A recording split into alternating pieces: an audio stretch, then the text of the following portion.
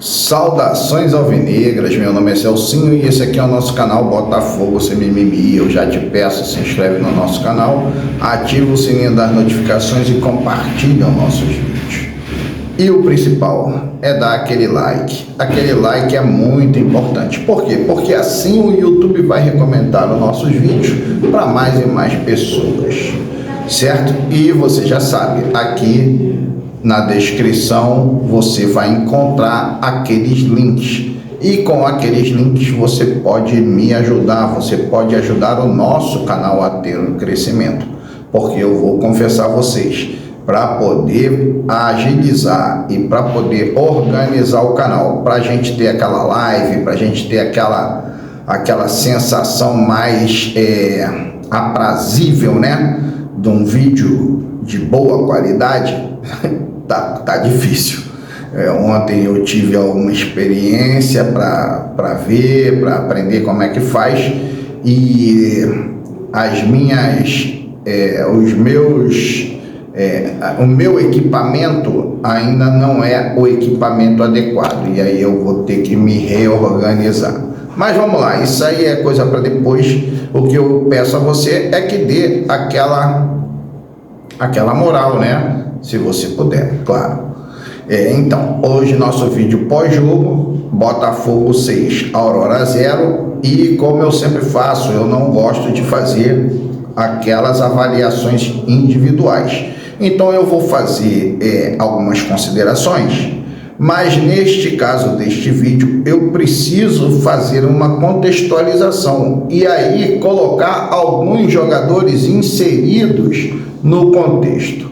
Bom, a primeira coisa que eu quero chamar a atenção é como as coisas feitas simples, de forma simples, dá resultado.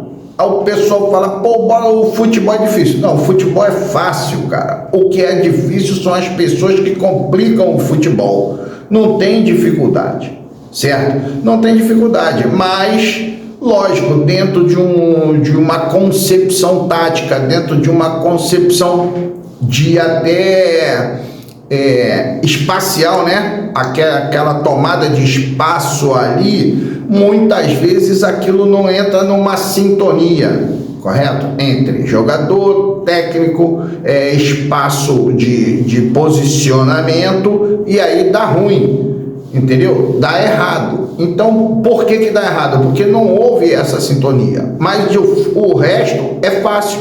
Agora, se a pessoa quiser complicar, ela pode complicar, mas se ela fizer o fácil, vai dar certo, ok? Então, é aí que eu quero fazer o meu, desenvolver o meu raciocínio. Você vê, nós estamos com um técnico interino, o Fábio Matias. O que o Fábio Matias procurou fazer nesses dois jogos?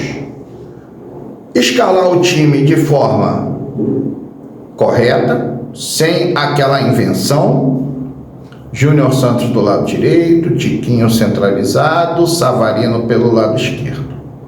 No meio campo, dois volantes, o primeiro volante, o segundo volante e o Eduardo. E a linha de 4 defensores, lateral direito, central, quarto zagueiro e o lateral esquerdo. Cara, simples assim. Simples assim. Do jeito que o cara treina, é do jeito que o cara joga, é do jeito que ele deve ser escalado. Se você pegou um time onde o Vitor Sá era a ponta esquerda, por que botaram o Vitor Sá na ponta direita? Por que botaram o Vitor Sá de ala direita? Por que colocaram o Vitor Sá de ala esquerda? Então, quem complicou? Quem complicou foi o técnico passado, que querendo trazer novas condições, complicou a sua própria vida dentro do clube. Outra coisa que ele complicou, como eu falei, foi aquele espaço técnico, o espaço técnico. Você viu ontem o treinador, que é o treinador interino, mas que tem alguma experiência, tem bastante experiência até, só que nas categorias de base. Você viu como ele ocupou a área técnica? com energia, chamando a atenção, reposicionando os jogadores de forma correta, fazendo as substituições normais. Cara, como você pode entender que um técnico, ao ser questionado sobre determinado jogador, explica que aquele jogador está treinando de forma tal? Só que na hora que ele vai fazer a substituição do titular, ele bota o outro jogador, bota outro, mas nunca bota aquele jogador que treinou naquela posição, que está treinando naquela posição. Então, o que complicou? Quem complicou a sua própria vida foi o Thiago Nunes, que complicou a sua vida. Fazendo o quê? Inventando. Olha, nós já tivemos, no nosso rival, Domenech Torrente, Paulo Souza, o Vitor Pereira, todos esses aí se complicaram. Por quê? Porque quiseram inventar dentro de um elenco que já estava estabelecido. Então, essa diferença, substituições simples, sai um lateral direito, entra outro lateral direito, sai um meia, entra outro meia ofensivo, sai volante, entrou 2 volantes. A única alteração que ele fez, e essa é só de posicionamento, foi quando foi necessário tirar o Barbosa, até porque ele estava jogando com proteção, todo um detalhe, colocou o Lucas Halter do lado esquerdo e botou o Danilo Barbosa para o lado direito. Simples, coisas simples, fáceis de fazer, não tem por que fazer diferente. Mas o jogo era fácil. Cara, mas mesmo que fosse num jogo difícil, as substituições são essas. Correto? Então, dentro desse nosso diálogo, né, dessa nossa conversa, eu vou pontuar aqui. O jogo, realmente, um time muito fraco. Embora a posse de bola tenha sido 50-50. Correto? A defesa não foi exigida, então, por não ser exigida, precisava fazer o quê? Uma aproximação da linha de meio, para que a linha de meio pudesse se aproximar também da linha de ataque. E isso foi feito. Você vê que no primeiro gol, o Damian Soares deu um passe espetacular no peito do Tiquinho, que matou com maestria e concluiu, e logo depois o goleiro rebateu, ele fez o gol. Foi um passe maravilhoso.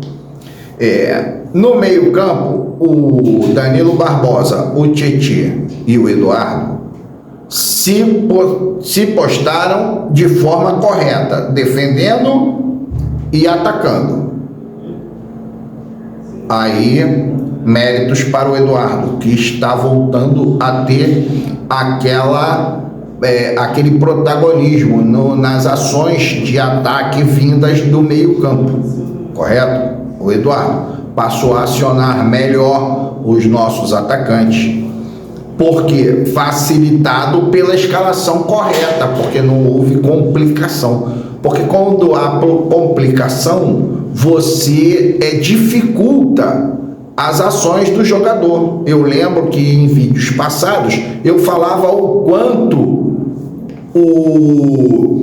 o Tietê era prejudicado pelas ações do Marlon Freitas. Eu falava, cara, o Marlon Freitas ele sobrecarregou o Tietê por se posicionar mal, por atuar mal, e o Tietê ficou muito prejudicado, mas dessa vez não. E aí sobressaiu o Eduardo, e os outros 2 fizeram atuações corretíssimas. No ataque, Júnior Santos, Tiquinho e Savarino. Eu quero chamar a atenção para você sobre o Tiquinho. Eu quero que você reveja, até mentalmente, se você não tiver condições de rever o jogo, que você entenda o seguinte: o Tiquinho, eu o criticava, e o Bruno Lage já o criticava por ele sair muito da área. Porém, como ele saía da área, e isso não aconteceu no jogo de ontem, ele saía da área encaixotado entre os zagueiros e os volantes. Então, quando ele dominava, fazia aquele domínio de bola no peito, geralmente tinha zagueiros e volantes encaixotando o Tiquinho e ele não conseguia sair dali. Ora, se você recuou de costas para o gol adversário, dominou uma bola e você é acossado por 3 marcadores, cara, você vai perder a bola numa área delicada, numa área complicada. E ontem o Tiquinho conseguiu, em virtude do posicionamento de alguns jogadores, ele conseguiu pegar na bola. Toda vez que ele recuava um pouco lateralizado. Ele nunca estava de costas, ele estava, desculpa pelo balançar aqui, ele estava sempre de lado. Então, toda vez que ele pegou a bola recuado, ele rapidamente acionou o ataque, acionou o Júnior Santos várias vezes, acionou o Savarino várias vezes, pôde tabelar com o Eduardo várias vezes. Então, o posicionamento do Tiquinho mudou. Ele recuou, mas ele não recuou encaixotado, ele recuou já lateralizado pela movimentação dos jogadores de meio, pela movimentação dos jogadores de meio e os pontas. Então ele teve facilidade para jogar e jogou muito bem. Eu tinha falado que o Savarino, até uma metade ali do primeiro tempo, era o melhor jogador em campo, o Savarino. Aí eu vou comparar agora o Savarino um pouquinho com o Vitor Sá. O que o Savarino melhorou o time do Botafogo? Cara, o Savarino é um jogador muito inteligente. Muito inteligente. Então, o que ele fez diferente do Vitor Sá? Ele variou entre jogadas de velocidade e flutuação na área de meio campo. Eu quero lembrar para você, inclusive, que uma bola que o Júnior Santos, o Tiquinho demorou a passar para o Júnior Santos e acabou pegando o Júnior Santos impedido, o Savarino estava auxiliando o Hugo, tomaram aquela bola na defesa, se não me engano foi o Danilo Barbosa tabelou com o Hugo tocou para o Savarino, que estava ali fazendo aquela recomposição, e o Savarino acionou o Tiquinho naquela posição que eu falei para vocês, aquela posição que seria do Eduardo. Mas como o time adversário estava em ataque, quando o Savarino pegou a bola, ele acionou imediatamente o Tiquinho. Imediatamente, ele não deu 2 toques na bola. Ele deu um toque para ajeitar a jogada e virar realmente de frente para o campo adversário, e o segundo toque para lançar o Tiquinho, que pegou na bola, partiu com ela e demorou a passar. Se não me engano, inclusive passou para o Eduardo, quando era para passar para o Júnior Santos. Então, o Savarino, ele fez uma partida espetacular.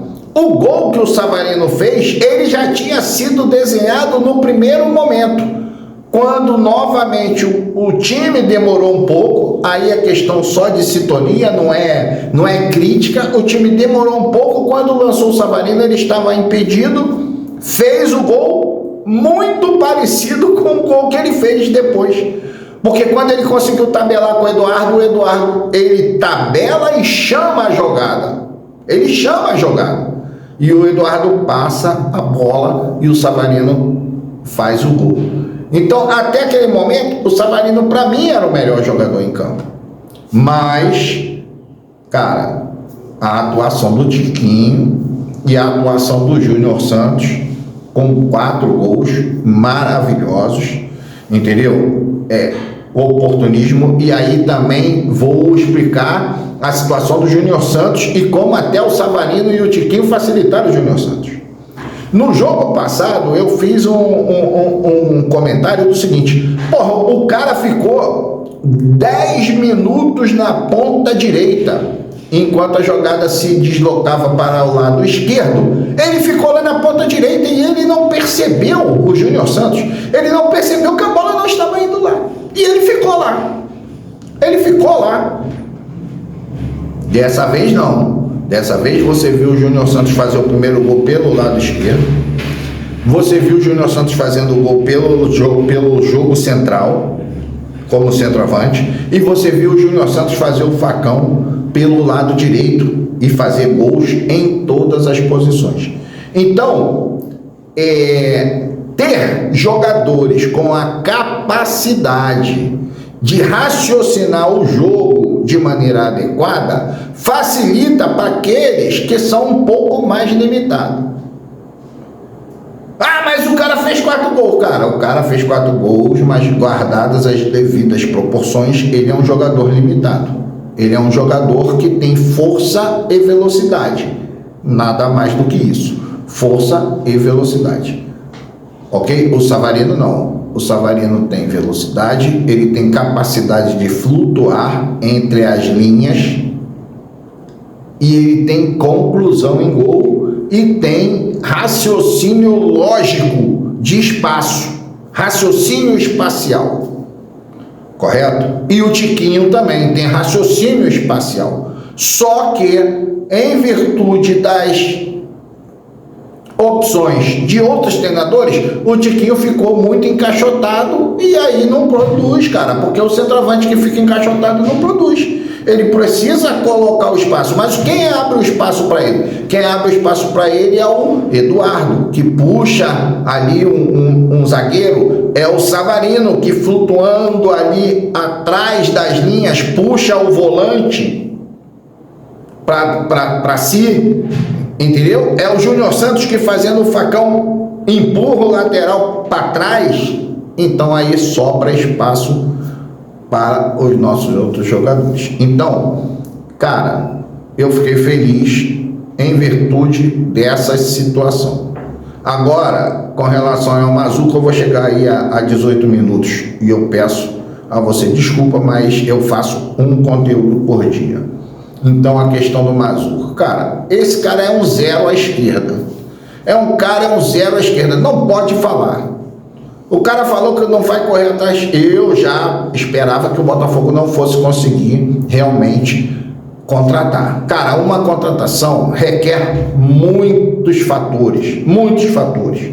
Por exemplo, você vai contratar. Quem é o técnico? Qual o técnico? Você vai falar, pô, não, o técnico Thiago Nunes ganhou o quê? Foi aonde? Fez o quê? Não fez nada. Você está entendendo? Então, tudo isso influencia na contratação do jogador. Não é? Ah, o Botafogo, pô, cara, mas o Botafogo era o primeiro e não ganhou, pô, perdeu tantos, entendeu? Tudo isso influencia numa contratação. Agora, precisamos de um técnico de ponta, urgente, para quê? Para que isso venha a ser divulgado fora, e sendo divulgado fora, aqueles jogadores que possivelmente iriam recusar o Botafogo venham novamente a se colocar à disposição para jogar no Botafogo. Então, com relação à contratação, não tem problema, mas o cara não pode falar isso.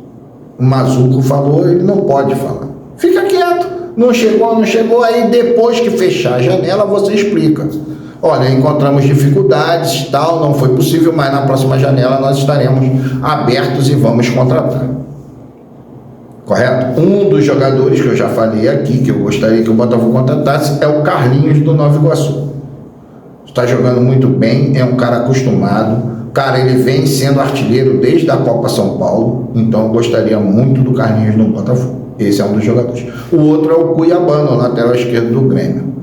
Correto? Cuiabano, lateral esquerdo do Grêmio. Tá, até precisa de um goleiro. Um goleiro é o Andrada, do Monterrey do México, correto? Do Monterrey do México. O contrato termina agora em junho. O Botafogo já podia correr lá. Eu vi lá o scoutzinho do Andrada, é muito interessante. Então é por aí. Cheguei a 20 minutos aí, eu te peço desculpa, ok? Esse é o nosso quadro, é o nosso canal Botafogo Sem Mimimi.